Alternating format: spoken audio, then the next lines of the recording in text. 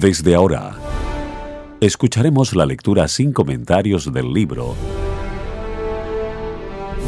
El conflicto de los siglos, escrito por Helena Harmon de White.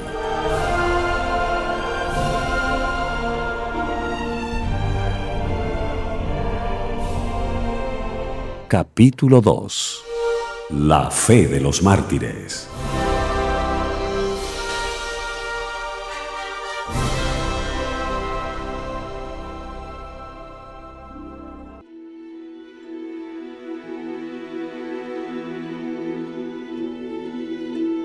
Cuando Jesús reveló a sus discípulos la suerte de Jerusalén y los acontecimientos de la segunda venida, predijo también lo que habría de experimentar su pueblo desde el momento en que Él sería quitado de en medio de ellos hasta el de su segunda venida en poder y gloria para libertarlos. Desde el Monte de los Olivos vio el Salvador las tempestades que iban a azotar a la Iglesia apostólica y, penetrando aún más en lo porvenir, su ojo vislumbró las fieras y desoladoras tormentas que se desatarían sobre sus discípulos en los tiempos de oscuridad y de persecución que habían de venir. En unas cuantas declaraciones breves, de terrible significado, predijo la medida de aflicción que los gobernantes del mundo impondrían a la Iglesia de Dios. Mateo 24:9 y 21 y 22. Los discípulos de Cristo habrían de recorrer la misma senda de humillación, escarnio y sufrimientos que a Él le tocaba pisar. La enemistad que contra el Redentor se despertara iba a manifestarse contra todos los que creyesen en su nombre. La historia de la Iglesia primitiva atestigua que se cumplieron las palabras del Salvador. Los poderes de la tierra y del infierno se coligaron para atacar a Cristo en la persona de sus discípulos. El paganismo previó que de triunfar el Evangelio, sus templos y sus altares serían derribados, y reunió sus fuerzas para destruir el cristianismo. Encendióse el fuego de la persecución. Los cristianos fueron despojados de sus posesiones y expulsados de sus hogares.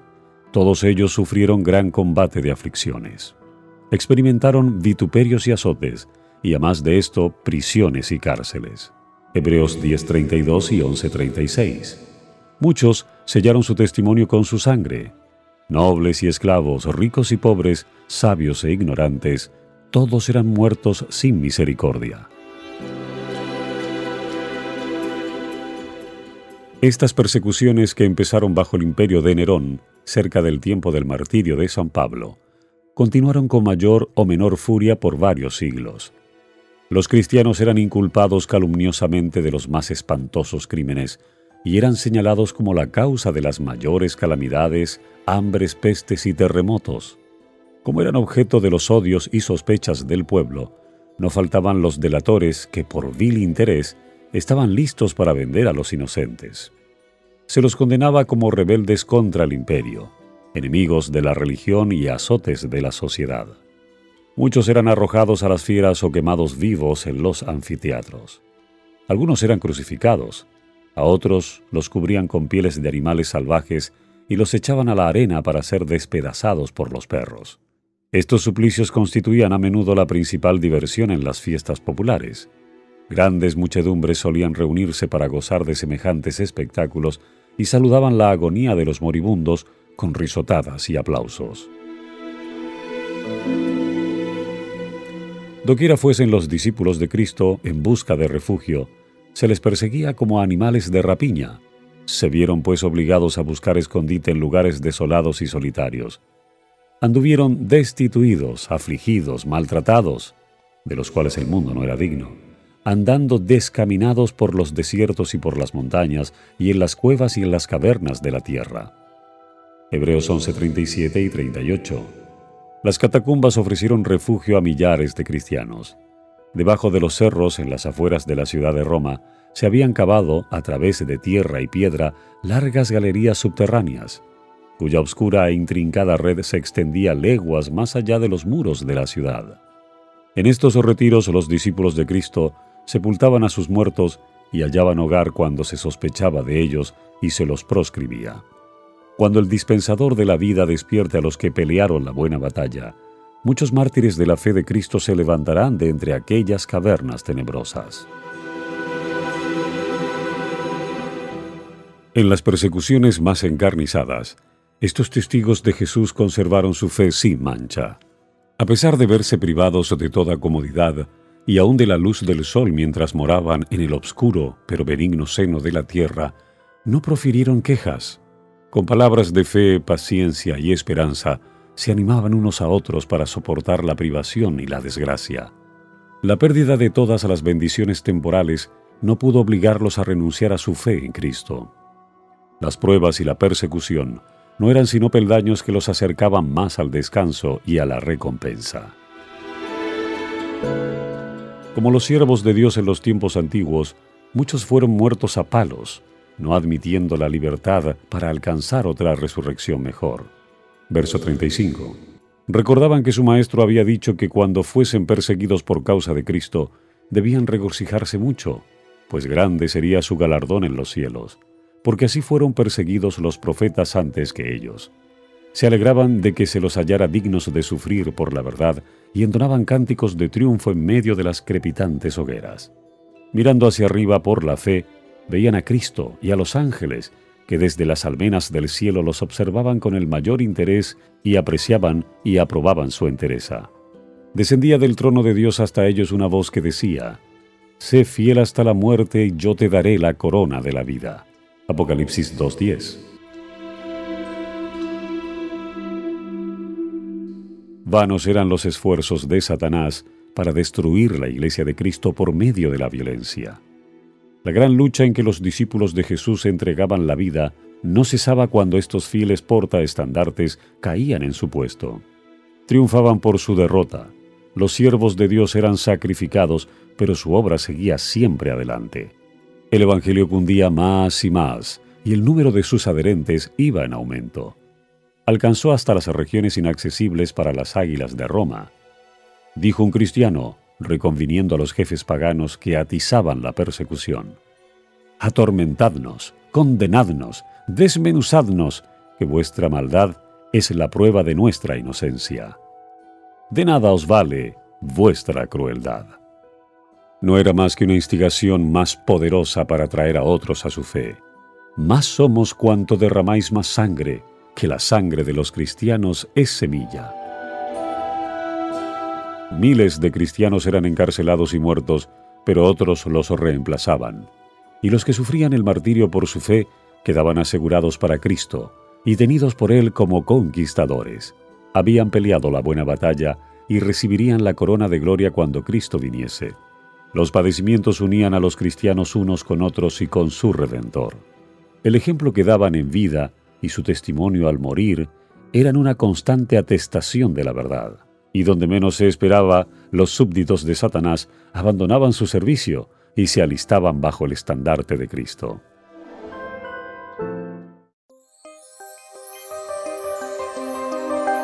Esta es la lectura sin comentarios del libro El conflicto de los siglos.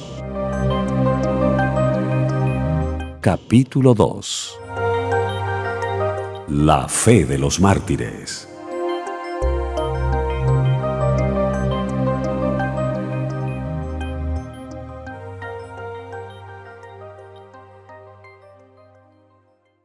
En vista de esto, Satanás se propuso oponerse con más éxito al gobierno de Dios, implantando su bandera en la iglesia cristiana. Si podía engañar a los discípulos de Cristo e inducirlos a ofender a Dios, decaerían su resistencia, su fuerza y su estabilidad, y ellos mismos vendrían a ser presa fácil. El gran adversario se esforzó entonces por obtener con artificios lo que no consiguiera por la violencia.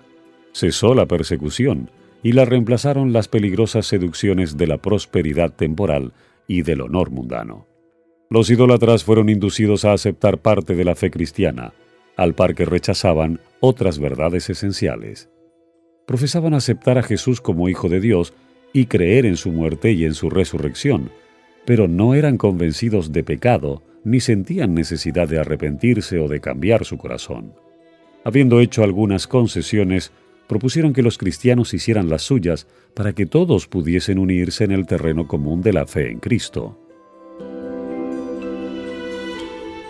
La Iglesia se vio entonces en gravísimo peligro, y en comparación con él, la cárcel, las torturas, el fuego y la espada eran bendiciones. Algunos cristianos permanecieron firmes declarando que no podían transigir. Otros se declararon dispuestos a ceder o a modificar en algunos puntos su confesión de fe y a unirse con los que habían aceptado parte del cristianismo, insistiendo en que ello podría llevarlos a una conversión completa. Fue un tiempo de profunda angustia para los verdaderos discípulos de Cristo. Bajo el manto de un cristianismo falso, Satanás se introducía en la Iglesia para corromper la fe de los creyentes y apartarlos de la palabra de verdad. La mayoría de los cristianos consintieron al fin en arriar su bandera, y se realizó la unión del cristianismo con el paganismo. Aunque los adoradores de los ídolos profesaban haberse convertido y unido con la Iglesia, seguían aferrándose a su idolatría, y solo habían cambiado los objetos de su culto por imágenes de Jesús y hasta de María y de los santos. La levadura de la idolatría, introducida de ese modo en la Iglesia, prosiguió su funesta obra. Doctrinas falsas, ritos supersticiosos y ceremonias idolátricas se incorporaron en la fe y en el culto cristiano. Al unirse los discípulos de Cristo con los idólatras, la religión cristiana se corrompió y la Iglesia perdió su pureza y su fuerza. Hubo, sin embargo, creyentes que no se dejaron extraviar por estos engaños y, adorando solo a Dios, se mantuvieron fieles al autor de la verdad. Entre los que profesaban el cristianismo, ha habido siempre dos categorías de personas: la de los que estudian la vida del Salvador y se afanan por corregir sus defectos y asemejarse al que es nuestro modelo, y la de aquellos que rehúyen las verdades sencillas y prácticas que ponen de manifiesto sus errores. Aún en los mejores tiempos, la Iglesia no contó exclusivamente con fieles verdaderos, puros y sinceros. Nuestro Salvador enseñó que no se debe recibir en la Iglesia a los que pecan voluntariamente. No obstante, unió consigo mismo a hombres de carácter defectuoso y les concedió el beneficio de sus enseñanzas y de su ejemplo para que tuviesen oportunidad de ver sus faltas y enmendarlas. Entre los 12 apóstoles hubo un traidor. Judas fue aceptado no a causa de los defectos de su carácter, sino a pesar de ellos. Estuvo unido con los discípulos para que por la instrucción y el ejemplo de Cristo aprendiese lo que constituye el carácter cristiano, y así pudiese ver sus errores, arrepentirse y, con la ayuda de la gracia divina, purificar su alma obedeciendo a la verdad. Pero Judas no anduvo en aquella luz que tan misericordiosamente le iluminó. Antes bien, abandonándose al pecado, atrajo las tentaciones de Satanás. Los malos rasgos de su carácter llegaron a predominar. Entregó su mente al dominio de las potestades tenebrosas. Se airó cuando sus faltas fueron reprendidas y fue inducido a cometer el espantoso crimen de vender a su maestro. Así también obran todos los que acarician el mal, mientras hacen profesión de piedad y aborrecen a quienes les perturban la paz, condenando su vida de pecado. Como Judas, en cuanto se les presente la oportunidad, traicionarán a los que para su bien les han amonestado. Los apóstoles se opusieron a los miembros de la Iglesia que, mientras profesaban tener piedad, daban secretamente cabida a la iniquidad. Ananías y Zafira fueron engañadores que pretendían hacer un sacrificio completo delante de Dios, cuando en realidad guardaban para sí con avaricia parte de la ofrenda. El Espíritu de verdad reveló a los apóstoles el carácter verdadero de aquellos engañadores, y el juicio de Dios libró a la Iglesia de aquella inmunda mancha que empañaba su pureza. Esta señal evidente del discernimiento del Espíritu de Cristo en los asuntos de la Iglesia llenó de terror a los hipócritas y a los obradores de maldad.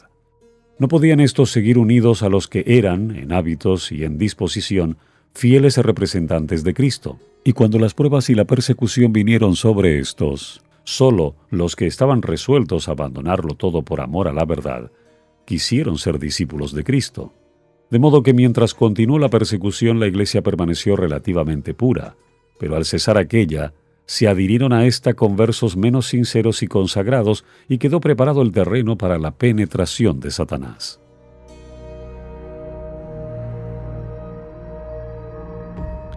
Pero no hay unión entre el príncipe de luz y el príncipe de las tinieblas, ni puede haberla entre los adherentes del uno y los del otro. Cuando los cristianos consintieron en unirse con los paganos que solo se habían convertido a medias, entraron por una senda que les apartó más y más de la verdad. Satanás se alegró mucho de haber logrado engañar a tan crecido número de discípulos de Cristo. Luego ejerció aún más su poder sobre ellos y los indujo a perseguir a los que permanecían fieles a Dios. Los que habían sido una vez defensores de la fe cristiana eran los que mejor sabían cómo combatirla. Y estos cristianos apóstatas, junto con sus compañeros semipaganos, dirigieron sus ataques contra los puntos más esenciales de las doctrinas de Cristo. Fue necesario sostener una lucha desesperada por parte de los que deseaban ser fieles y firmes contra los engaños y las abominaciones que, envueltos en las vestiduras sacerdotales, se introducían en la Iglesia. La Biblia no fue aceptada como regla de fe. A la doctrina de la libertad religiosa se la llamó herejía, y sus sostenedores fueron aborrecidos y proscritos.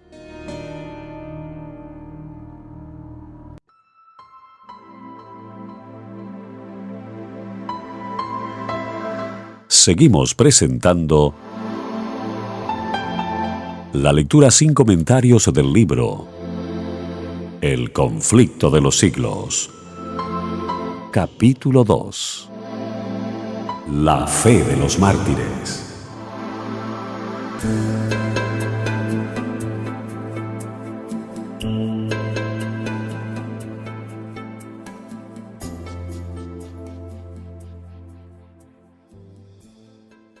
Tras largo y tenaz conflicto, los pocos que permanecían fieles resolvieron romper toda unión con la Iglesia apóstata, si ésta rehusaba aún desechar la falsedad y la idolatría. Y es que vieron que dicho rompimiento era de todo punto necesario, si querían obedecer la palabra de Dios. No se atrevían a tolerar errores fatales para sus propias almas, y dar así un ejemplo que ponía en peligro la fe de sus hijos y la de los hijos de sus hijos. Para asegurar la paz y la unidad estaban dispuestos a cualquier concesión que no contrariase su fidelidad a Dios, pero les parecía que sacrificar un principio por amor a la paz era pagar un precio demasiado alto. Si no se podía asegurar la unidad sin comprometer la verdad y la justicia, más valía que siguiesen las diferencias y aún la guerra. Bueno sería para la Iglesia y para el mundo que los principios que aquellas almas vigorosas sostuvieron revivieran hoy en los corazones de los profesos hijos de Dios. Nótase hoy una alarmante indiferencia respecto de las doctrinas que son como las columnas de la fe cristiana.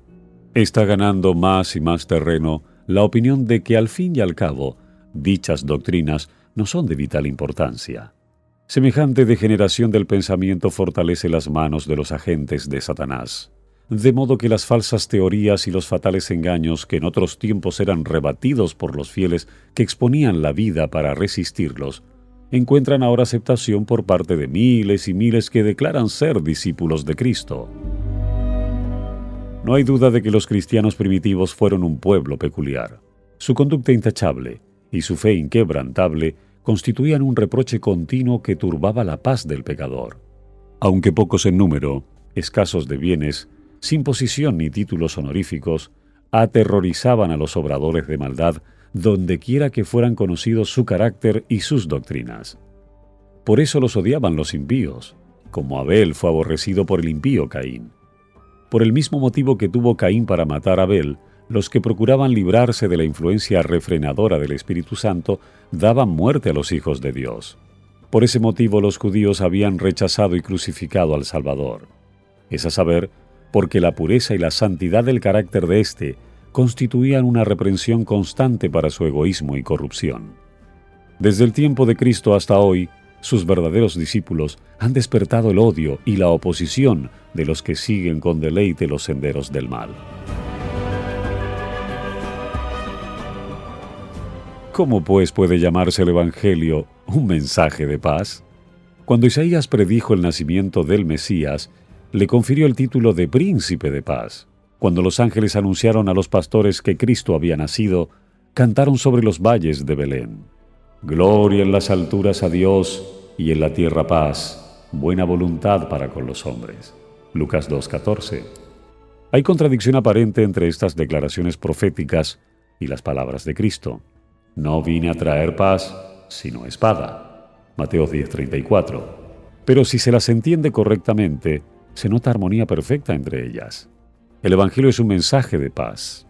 El cristianismo es un sistema que, de ser recibido y practicado, derramaría paz, armonía y dicha por toda la tierra.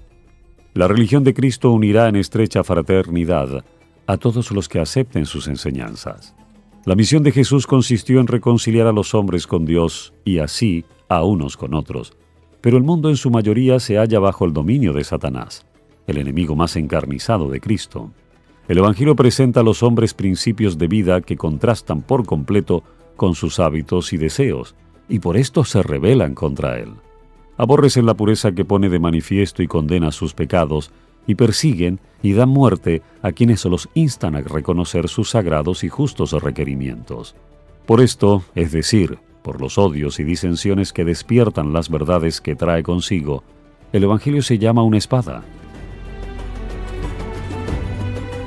La providencia misteriosa, que permite que los justos sufran persecución por parte de los malvados, ha sido causa de gran perplejidad para muchos que son débiles en la fe. Hasta los hay que se sienten tentados a abandonar su confianza en Dios, porque Él permite que los hombres más viles prosperen, mientras que los mejores y los más puros sean afligidos y atormentados por el cruel poderío de aquellos. ¿Cómo es posible, dicen ellos, que uno, que es todo justicia y misericordia, y cuyo poder es infinito, tolere tanta injusticia y opresión? Es una cuestión que no nos incumbe. Dios nos ha dado suficientes evidencias de su amor y no debemos dudar de su bondad, porque no entendamos los actos de su providencia. Previendo las dudas que asaltarían a sus discípulos en días de pruebas y obscuridad, el Salvador les dijo: «Acordaos de la palabra que yo os he dicho. No es el siervo mayor que su Señor. Si a mí me han perseguido, también a vosotros perseguirán». Juan 15:20. Jesús sufrió por nosotros más de lo que cualquiera de sus discípulos pueda sufrir al ser víctima de la crueldad de los malvados. Los que son llamados a sufrir la tortura y el martirio no hacen más que seguir las huellas del amado Hijo de Dios. El Señor no tarda su promesa. Segunda de Pedro 3:9. Él no se olvida de sus hijos ni los abandona, pero permite a los malvados que pongan de manifiesto su verdadero carácter para que ninguno de los que quieran hacer la voluntad de Dios sea engañado con respecto a ellos.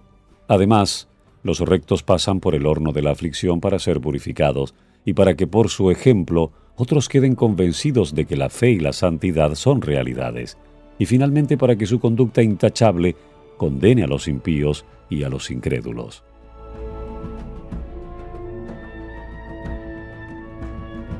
Dios permite que los malvados prosperen y manifiesten su enemistad contra Él, para que cuando hayan llenado la medida de su iniquidad, todos puedan ver la justicia y la misericordia de Dios en la completa destrucción de aquellos. Pronto llega el día de la venganza del Señor, cuando todos los que hayan transgredido su ley y oprimido a su pueblo recibirán la justa recompensa de sus actos. Cuando todo acto de crueldad o de injusticia contra los fieles de Dios será castigado, como si hubiera sido hecho contra Cristo mismo.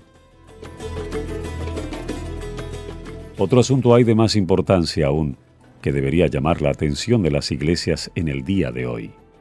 El apóstol Pablo declara que todos los que quieren vivir piamente en Cristo Jesús padecerán persecución.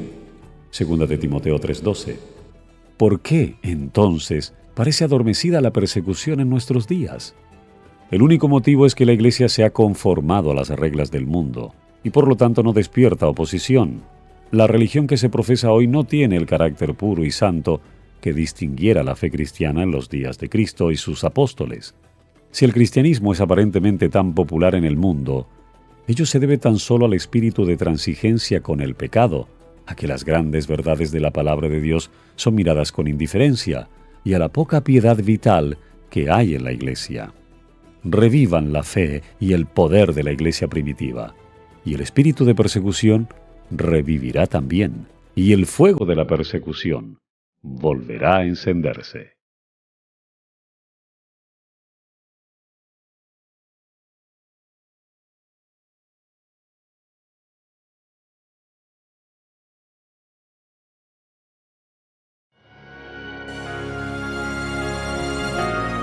Hasta aquí la lectura sin comentarios del libro El conflicto de los siglos, escrito por Helena Harmon de White.